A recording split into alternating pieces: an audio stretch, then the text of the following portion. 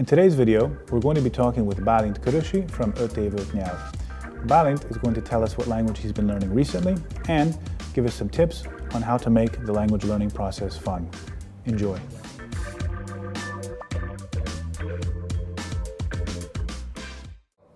Hello everybody and welcome to Hungary's favorite language learning video blog.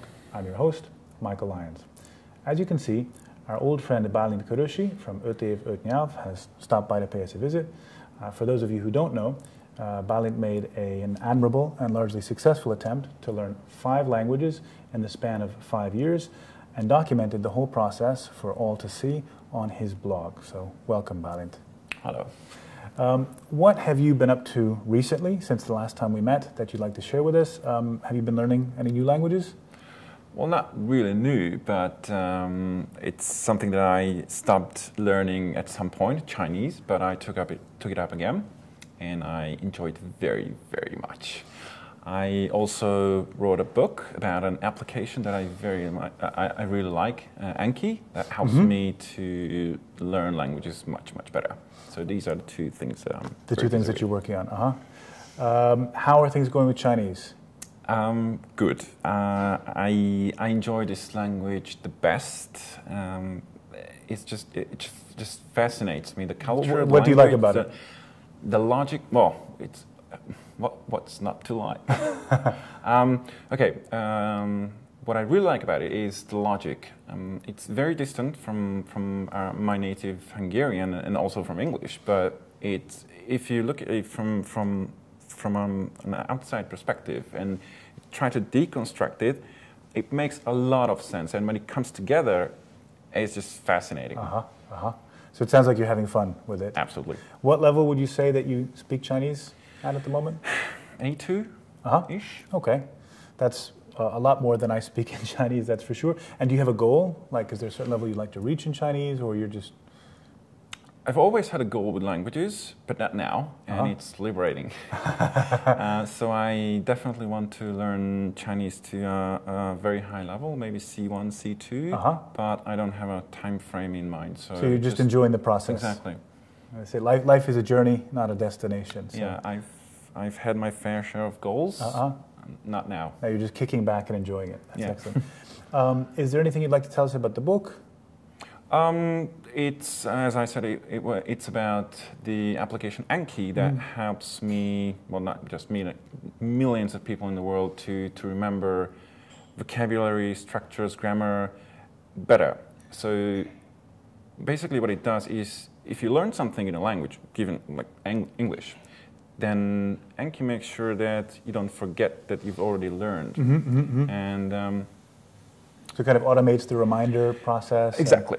Exactly. The usage of the program is not really self-explanatory, so this is why I thought that sort of a guide or manual would be handy.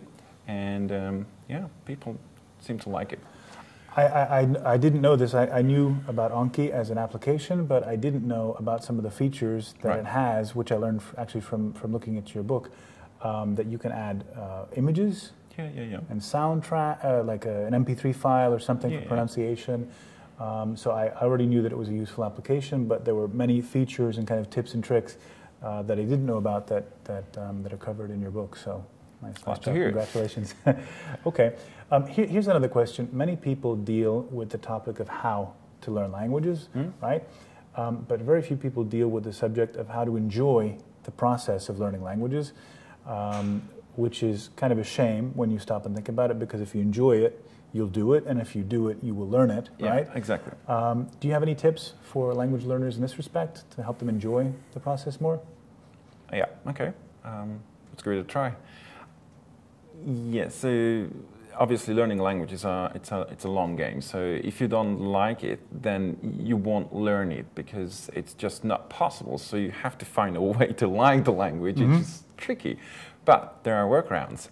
What I find most useful is that applying your own life to the language and trying to find those areas that you are comfortable with, and then just try to learn through them.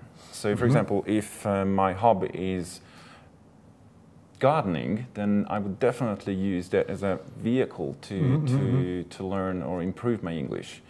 Maybe join some forums on the internet that deal with gardening, and then just interact with people, or dig up books that talk about gardening and vegetables and fruits and stuff like that. So not necessarily textbooks, which are that boring. Yes.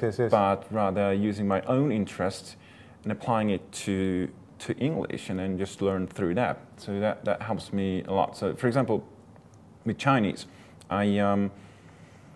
luckily my tutor is very interested in learning languages as well. So it's a mutual interest. So we have always something to talk about. It's a very niche topic, but given that we are both interested in that, it makes interaction much, much easier.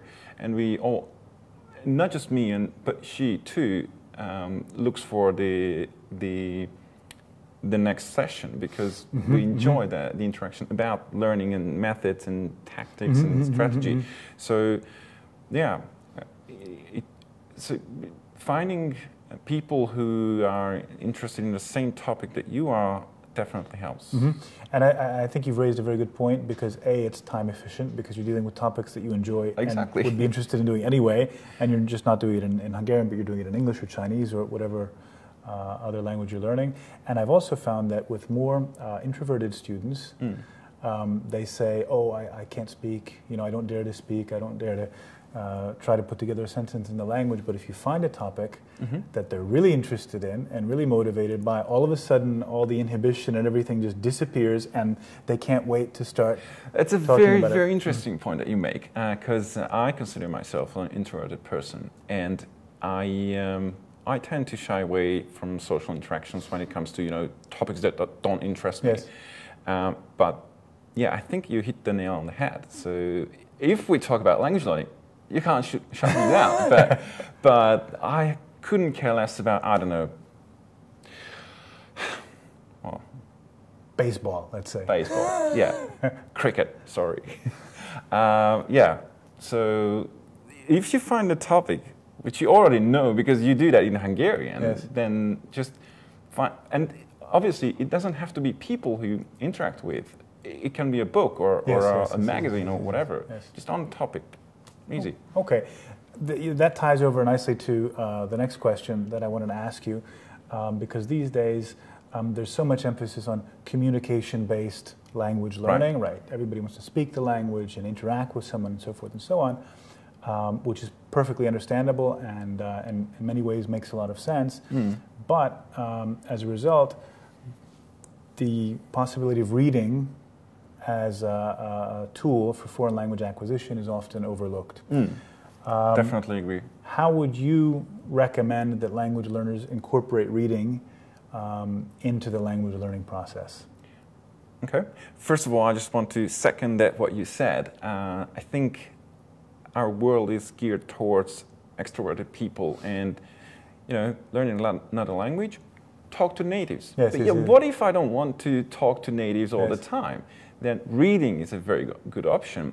And so to answer your question, my biggest tip is just to get a Kindle, an ebook reader. It's just, I bought mine a year and a half ago.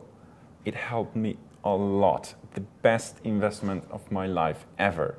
And I stepped on it twice. I broke the device, and Amazon sent me a new one, and they apologized.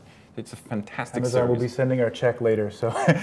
No. I'm very happy to promote them because I love them. So, yeah, it's on a cheap device, but it's definitely worth it.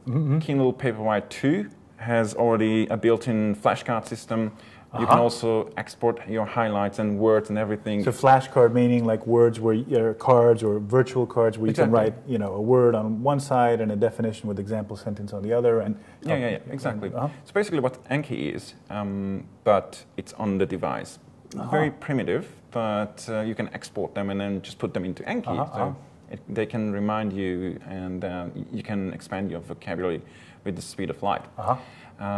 So what I do is that I find interesting articles and books, and then just send it to my Kindle and I'll start reading them. And once I find something that, an interesting sentence or paragraph, I just highlight it and then just export it and import it into my Anki deck. And then I can do all kinds of magic with that to learn the new words from there. And it's very, very efficient. So I like books too, but the fact that we are living in 2016, I think we should utilize technology much better. I encourage that very much. So getting an ebook reader, it doesn't have to be a Kindle, but it definitely helps. Okay, good. In my opinion. That raises some new possibilities, not just reading traditional books, but using this new technology to help enhance language learning. Here's another question, and this is a topic that interests many of our students as well. A lot of literature is written, and a lot of people deal with the topic of how to learn a language, especially at a basic level. But once you have the basics out of the way, how, as an intermediate or advanced student, do you kind of force yourself to move beyond using these basic forms and sentences that you're comfortable with into using actively the more sophisticated vocabulary and expressions that may be in your passive knowledge, but somehow you just haven't been able to make the transition yet to put it into your active knowledge? Okay. What could you recommend for people, for students in that situation? Got it. So first of all, I don't think that there's any problem with using simple language. That's fantastic. I've struggled with that for a long time. But if you do want to improve that, then I think, especially if you want to improve your spoken, like oral skills, then just find interviews on the internet, written interviews, because then you can just follow along. And then pick out a handful of words from that interest you. And a good question to ask yourself when you read the interview, does this word interest me? Does this spark anything in me? And if it does, then pick it out, scribble it down on a piece of paper. And then it doesn't have to be a lot, maybe 5 to 10 words. And then just find a native speaker and then use those words specifically with them and ask them to give you examples with the words, and then try to come up with your own examples. And it's just the best way to incorporate that into your active knowledge. And that's about it. Just rinse and repeat. I like that, rinse and repeat. There's no magic bullet here. Okay, good. Thank you. But in many ways, you're right. There's no magic bullet, but you have, I think, highlighted some ways to make learning more efficient, to get more results out of the same amount of time, and maybe a bit more enjoyable as well. So thank you. Thank you very much for sharing your experience with us. Appreciate it. Thanks for inviting me. That's it for today's video. I hope you enjoyed it and found it useful. For more similar videos, make sure to visit our video blog, and to follow Bálint and his latest adventures in language learning, check out his blog and his Facebook page. It's been a pleasure as always. Thank you so much for joining us. See you next time. Cheers.